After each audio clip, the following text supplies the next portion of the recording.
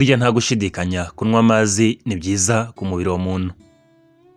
Ariko hari igihe dukora amakosa mu gihe tunywa amazi, bityo ugasanga atugizeho ingaruka mbi zishobora kuba zirimo uburwayi bufata mu nzira z'igogora, cyangwa se uburwayi bufata impyiko, ndetse burya n'umwuma ubwawo nubwo bwose twaba twanyoye amazi menshi. Muri kino kiganiro turavuga ku makosa 10 akorwa n'abantu benshi mu gihe banywa amazi, ndetse n'uburyo wayakosora. Muri rusange ni ikiganiro ukwiye kureba, kubera ko aya makosa 10 ntabwo abantu benshi bayazi, kandi tuyakora buri munsi mu gihe tunywa amazi. Nubwo bwose kunywa amazi ari byiza kandi bifite akamaro gatandukanye ku buzima bwacu, ariko mu gihe bikozwe nabi, ya mazi ubwo aba akiri amazi, ahubwo ashobora guhinduka uburozi cyangwa se ikindi kintu cyagutera uburwayi. Tudatinze rero, reka turebere hamwe ayo makosa agera ku 10 dukora mu gihe tunywa amazi. Ikosa rya mbere rikorwa na benshi mu gihe banywa amazi ni ukunywa amazi menshi kandi mu gihe gito, muri make kugotomera amazi. Burya muri rusange kugotomera amazi ntabwo ari byiza, yanywe witonze. Kabone niba ufite inyota nyinshi cyangwa se wumva nyine wakakaye, burya ntabwo ari byiza kunywa amazi uyagotomera, kubera ko burya ntabwo ari uburyo bwiza bwo gutuma wuzuza amazi mu mubiri. Iyo unywa amazi mu buryo bwihuse kandi wihuta, burya bishyira ingaruka mbi cyangwa se bigatera stress cyangwa se bigatera umugogoro ku mikorere y'impyiko. Ibyo bikaba bishobora gutuma ugira ibyitwa electrolyte imbalance cyangwa se kubura uburinganire mu ma electrolyte y'umubiri. Ibyo akenshi nanone bishobora gutera ikibazo cyo kuba mu nda hakuzoranamo umwuka, cyangwa se mu nda hakabyimba, cyangwa se ukaba ushobora kuribwa mu nda cyangwa se mu gifu.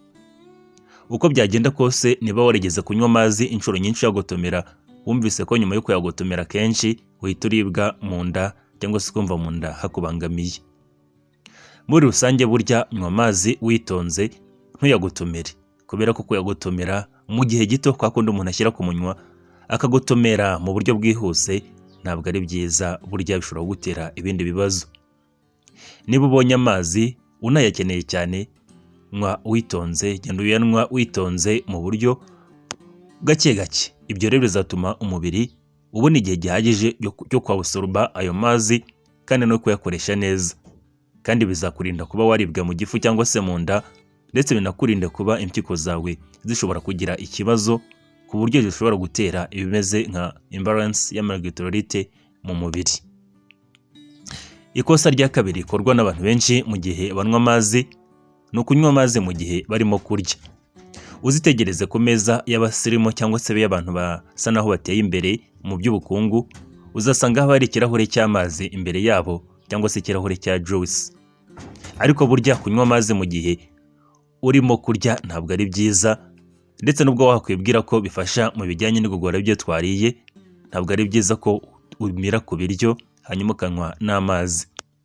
Cyane cyane burya iyo unywa amazi mu gihe kinini kandi urimo no kurya, bisa naho urimo kudirwa cyangwa se urimo gutuma acide yo mu gifu idakora neza. Ibyo rero bikaba bishobora gutuma ugira ibibazo bya indigestion, cyangwa se ibyo wariye ntibigogore neza, ku buryo ushobora kugira n'ibibazo byo mu nda. Muri rusange kandi burya kunywa amazi mu gihe urimo kurya si byiza, kuko bishobora gutuma zimwe mu ntungamubiri dukora mu byo kurya zigira ikibazo cyangwa se zikangirika. Muri rusange absorption ibyo twariye ikorwa nabi mu gihe urimo kunywa amazi urimo no kurya. Ni byiza ko byibuze wanywa amazi mbere y'iminota 30 mbere yo kurya, nibyo byiza. Kandi ayo mazi ni meza cyane kuko ategura umubiri wawe, ndavuga inzira zigogora kuba zakwitegura kwakira ibyo kurya, ndetse zigasanga ibyo kurya ukabirya bimeze neza kandi ziteguye. Nanone burya kunywa amazi ushobora no kuyanywa nyuma yo kurya, nabyo ni byiza, hashize nk'iminota 30 cyangwa se isaha. Muri rusange rero mu gihe urimo kurya ntunywa amazi, rwose gerageza ukora ibishoboka byose ntunywa amazi, keretse biri ngombwa cyane nko mu gihe ibiryo bikuniza. Gerageza unywa amazi byibuze iminota 30 mbere yo kurya, cyangwa se indi minota 30 nyuma yo kurya.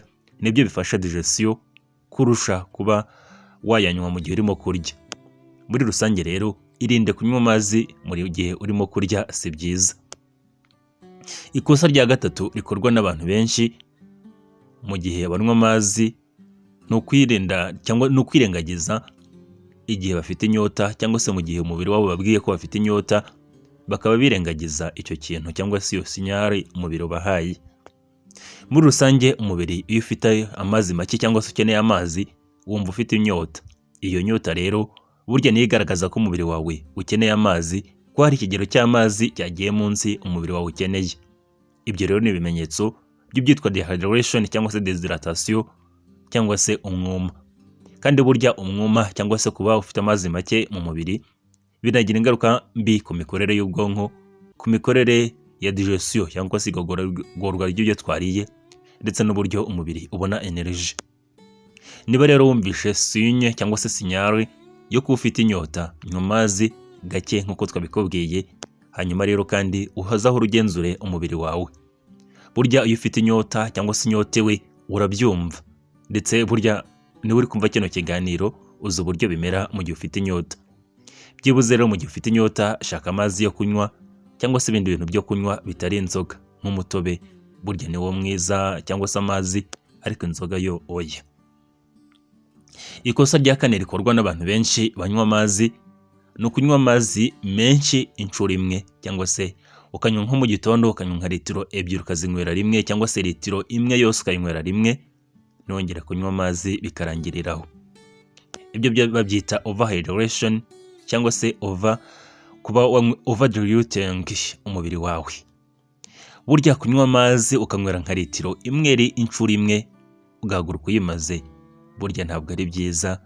Burya kunywa amazi mu gihe gito bishobora gutera ibyitwa water intoxication. Uti amazi ashobora gutera intoxication gute? Iyo rero burya unywa amazi ukayanywera mu gihe gito ugahaguruka uyamaze, bishobora gutera ibyitwa kuba ushobora kubura balance, cyangwa se sodium yawe ikagabanuka, umunyungugu witwa sodium ukagabanuka mu mubiri wawe ukajya mu kigero gito cyane kiri hasi. Iyo rero umunyungugu wa sodium ugabanutse mu mubiri, sodium nyine ni umunyungugu uboneka mu mubiri dukora mu munyu wo mu gikoni turya. Iyo rero sodium igabanutse mu mubiri bitewe no kuba wanyweye amazi menshi mu gihe gito, bishobora gutuma ubwonko bwawe bubyimba, cyangwa se bigatera swelling kuri brain yawe mu bwonko. Iyo rero bubyimbye cyangwa se bugize ikibazo, ushobora kugira ibibazo byo kugira iseseme, kuribwa umutwe, ndetse burya umuntu ashobora no gupfa. Rwose burya kunywa amazi menshi mu gihe gito ushobora gupfa bitewe n'iyo mpamvu gusa. Mu buryo bwiza rero ntukanywa amazi ngo ugotomere uhaguruka umaze nka litiro cyangwa se litiro ebyiri, bishobora gutera ikibazo. Ahubwo jya ukurikiza uburyo bwiza bwakurikiwe cyangwa se buriho. Ubundi bavuga ko byibuze umuntu akwiye kunywa litiro ebyiri cyangwa se litiro eshatu ku munsi ku muntu ukuze. Hanyuma kandi izo litiro ebyiri cyangwa se eshatu zose akazinywa ku munsi wose, uyu munsi wose atazinywereye rimwe. Muri make unywa n'ubumva amazi uyahaze urekeraho, ntukomeze kugotomera, ntukomeze kunywa, ahubwo gerageza wongere hashize nk'isaha, amasaha abiri, gutyo gutyo kugeza umunsi wije cyangwa se umunsi ushize ukaba unyweye litiro ebyiri. Ikosa rya gatanu rikorwa n'abantu benshi ni ukunywa amazi yanyujijwe muri firigo cyangwa se bita ice cold water inshuro nyinshi. Cyane cyane bino nabyo bikorwa n'abantu bita abasirimu, aho usanga amazi banywa babanza bayashyira muri firigo, cyangwa se akaba ari amazi yanyujijwe muri firigo. Cyane cyane gakorwa nko mu gihe cy'izuba cyangwa se mu gihe cy'impeshyi, ugasanga nibwo abantu bikora gutyo, banywa amazi gusa yo muri firigo. Burya rero ntabwo ari byiza ko wanywa amazi yo muri firigo, jya unywa amazi asanzwe wakuye asanzwe nyine ariko meza, utiriwe unyuza muri firigo.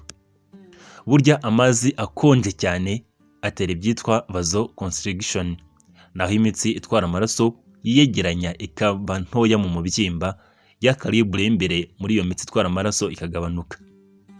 Kandi burya kunywa amazi nanone akonje cyane bishobora gutuma digestion igenda gake, bikayislowinga cyane, ndetse nanone bishobora gutuma uribwa umutwe. Muri rusange rero jya unywa amazi ari kuri room temperature mu buryo busanzwe, ari kuri room temperature cyangwa se mu bushyuhe busanzwe. Nanone burya wenda ushobora no kunywa amazi akonje gake, ntukanywa amazi akonje ameze nk'urubura ugikura muri firigo, kuko ashobora kugutera ibibazo aho kugira ngo baguhe ibisubizo.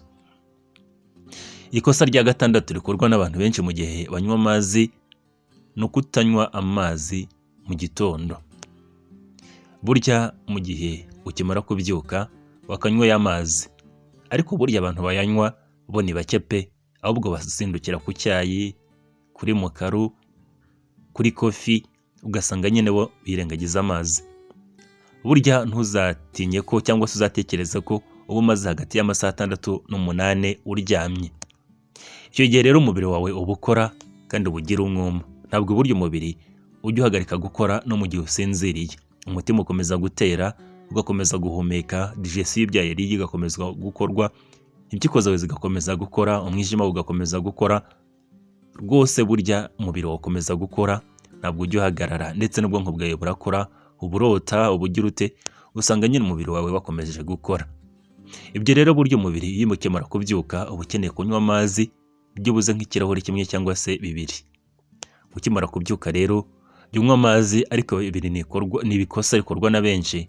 Ntabwo banywa amazi bakimara kubyuka, ahubwo binywera nk'amakofi, nayo ashobora kubatera ikindi kibazo. Ibyo rero burya bituma metabolisme y'umubiri igabanuka, ndetse ugasanga nyine umunsi wawe ntabwo ugenze neza mu gihe utanyweye amazi mu gitondo. Ubundi ni byiza ko wanywa ikirahure cy'amazi ukimara kubyuka, bibaye byiza kurushaho cya kirahure wagikamuriramo indimu. Burya nibyo byiza cyane, kubera ko indimu burya zituma metabolisme y'umubiri yiyongera, ndetse bikanafasha igogora ryo wariye, hanyuma kandi na digestion cyangwa se metabolisme y'umubiri ikihuta, ndetse ugasanga wiriwe ufite umunsi mwiza kandi ukora ufite imbaraga. Ikosa rya 7 rikorwa na benshi mu gihe banywa amazi ni ukunywera amazi y'akazuyaza mu macupa cyangwa se mu bikombe bya plastique. Burya rero nuko dukunda plastique, amacupa akoze muri plastique, kandi akaba ariyo tubona kenshi yashizwemo amazi. Burya ntabwo ari byiza, cyane cyane ukashyiramo n'amazi y'akazuyaza. Murabizi ko dugura amacupa ya plastique hirya no hino, ugasanga nyine ni amacupa akoze muri plastique, tugashyiramo n'amazi y'akazuyaza.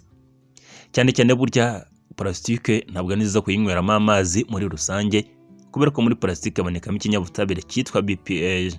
Icyo kinyabutabire rero gishobora no kugera mu mazi cyangwa se kwivungukira mu mazi twanyweye cyangwa se turimo kunywa, cyane cyane nk'iya macupa ashaje.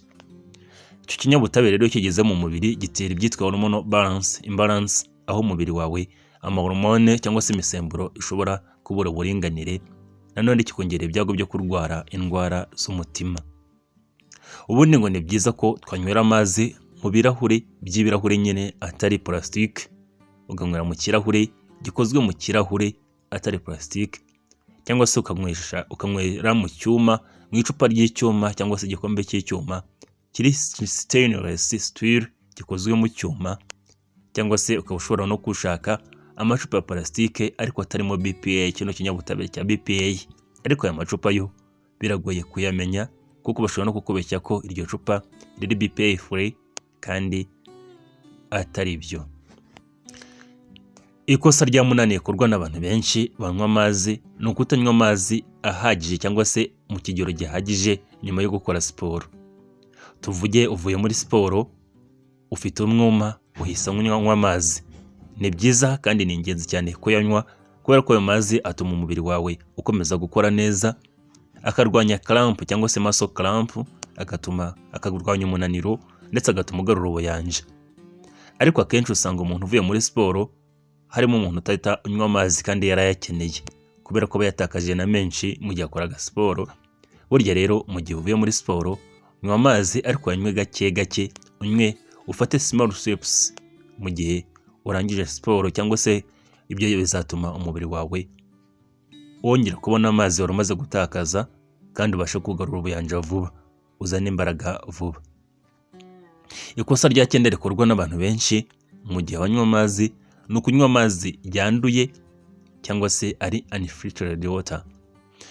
Kunywa amazi yanduye ni gute? Tuvuge wisuvoma kuri tap water cyangwa se amazi ufite inyota, bitewe n'inyota ufite uburyo ingana, wisuvoma amazi kuntuza kuri tap water, amazi ya robine urahinyweye utabanjije no kureba ubwiza bwayo. Nanone burya hari ikindi kintu nabonye, usanga hari amacupa y'amazi ari hirya no hino, cyane cyane nko mu office ahantu hahurira abantu benshi, usanga ibikombe tubinyweraho, ukarambika n'undi akaza akakinyweraho. Burya rero ntabwo ari byiza. Bibaye byiza waba ufite icupa ryawe ukavoma muri iyo filtre, ukavomamo cyangwa se ukavoma muri iryo cupa, hanyuma ukavomera muri iryo cupa akaba ari ryo unywesha ariko ryawe bwite. Buriya biriya bikombe niyo byaba ari za jenike, hari igihe umuntu ashobora kukinywa ntabibuke ko ari bugite, akongera akagisubiza aho cyari kiri, ugasanga n'undi araje akakinyweraho. Burya rero gutizanya ibintu tunyweraho cyangwa se kuba twabisangira tukabihuriraho, bishobora kutwongera ibyago byo kuba twahura n'udukoko two mu bwoko bwa bagiteri dushobora gutera uburwayi. Rwose hari uburwayi dushobora kwanduzanya bwinshi, bushobora guterwa no kuba twasangiye ikintu twanyweragaho, harimo n'indwara z'igituntu, hepatite amwe n'amwe ndetse n'ibindi byinshi. Ibyiza rero itwaza icupa ryawe bwite ariyo unyweraho, kandi ubanze kugenzura ubwiza bw'amazi niba atari amazi ya robine adatetse. Hanyuma rero niba ari wawe jya witekera amazi wowe ubwawe, uyashyire mu icupa cyangwa se mu kindi kintu cyabigenewe aricyo ukoresha ubikamo amazi yawe. Ikosa rya 10 rikorwa n'abantu benshi mu gihe banywa amazi ni ukwiringira ko umwuma urawumarwa no kunywa amazi gusa.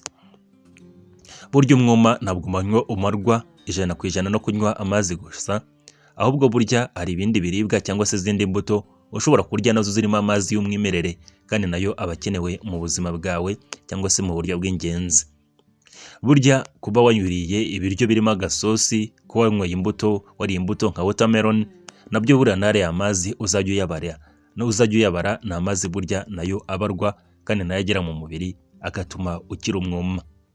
Burya hari imbuto zibamo amazi menshi, harimo nka kokombure, orange, watermelons ndetse n'izindi nyinshi, burya n'imboga rwatsi. Hanyuma rero mu byo kurya uteganya mu buzima bwawe bwa buri munsi, jya wibuka ibyo ngibyo, izo mbuto ndetse n'izo mboga, kubera ko zo ubwazo zinarimo n'izindi ntungamubiri kurusha amazi.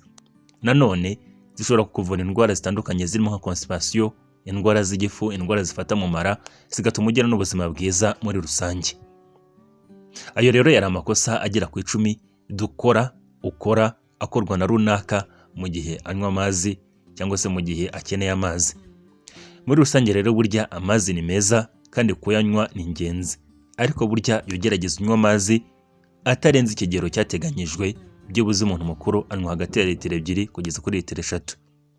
Mu gihe rero unywa amazi jya uyanywa witonze, wirinde kugotomera amazi. Burya amazi ntabwo bagotomera, si inzoga, ahubwo burya jya ugerageza unywe witonze, kandi unywa amazi mu gihe kirekire, bidafashije ko unywa nka litiro 2 ngo uzinywere rimwe. Burya nanone jya unywa amazi yabitswe neza kandi yatetswe, yashizwe mu kintu cyabigenewe kandi gifungwa, ikintu kitasamye cyangwa se kidafunguye. Nanone burya mu gihe ugize umubiri waguhaye sinyari ko ukeneye kunywa amazi cyangwa se ufite umwuma, jya ugerageza unywa amazi, ushaka amazi yo kunywa cyangwa se urye nk'imbuto zirimo amazi menshi. Ni byiza ko wakwirinda izi mistakes cyangwa se amakosa twakubwiye, kugira ngo ugire ubuzima bwiza kandi kugira ngo amazi wanyweye akugirire akamaro. Aribwo bwa mbere ugeze kuri channel, wakora subscribe ndetse ufite igitekerezo n'inyunganizi nabyo wacyandika hagenewe kujya comment.